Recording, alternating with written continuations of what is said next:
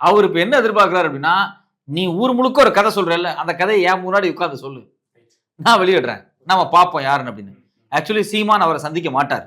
சீமான் அவரை சந்திக்கிறதுக்கு முன்னாடியே பாத்தீங்க அப்படின்னா, அவர்கிட்ட இருக்க போட்டோ ஆதாரங்களும், வீடியோ ஆதாரங்களும் வெளியே வர்றதுக்கான வாய்ப்பு இருக்கு. இது வெளியே வந்தா நாம் தமிழர் எல்லாருமே திருந்திடுவாங்களா? நாம் திருந்திடுவாங்கறாங்கள வார்த்தை நான் ஏன் பயன்படுத்தினேன் அப்படின்னா, இவர் பொய் சீமான் வந்து ஒரு அப்பட்டமான ஒரு பொய்காரர் அப்படிங்கறத வந்து உணர்ந்துருவாங்களா நாம் தமிழர் அப்படின்னா கண்டிப்பா உணர மாட்டாங்க. என்ன நினைப்பாங்க அப்படின்னா, பாத்தீங்களா இவ்வளவு நாளா போட்டோ தான் இருந்துச்சு, இப்ப வீடியோவே வந்துருச்சு. சீமானே அதான் விரும்புவாரு. அந்த வீடியோ வெளியே வந்துச்சு அப்படின்னா, பரவாயில்ல வீடியோ வெளியே வந்துச்சு பாருங்க, இத்தனை நாளா நான் எடுத்த போட்டோ பொய், நீங்க வீடியோவே வந்துருச்சு, நான் தலைவர் சந்திச்சது உண்மைதான், அந்த போட்டோ பொய்யானா அந்த போட்டோ நான் வேற ஒரு நாள் எடுத்தேன், எடுக்கிறப்ப அவர் இல்லை அப்படின்னு சொல்லிட்டு போயிடுவார். சிம்பிளா முடிச்சுட்டு போயிடுவார்.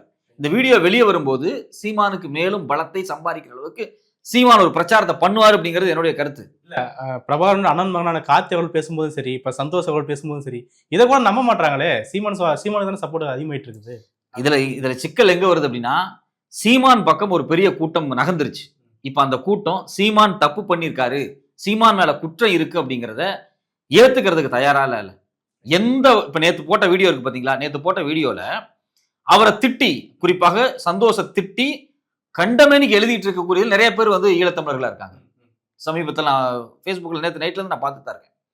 எனக்கு என்ன ஆச்சரியமா இருக்கும், தொடர்ச்சியாக தன் வாழ்க்கையும் உயிரையும் பணையம் வச்சு புலிகளுக்காக வேலை பார்த்த, ஈழத்துக்காக வேலை பார்த்த அந்த பர்டிகுலர் சந்தோஷையே இன்னைக்கு அவர் சீமானுக்கு எதிராக பேசுறாருன்னு இவ்வளவு அசிங்கமா திட்டுறாங்க.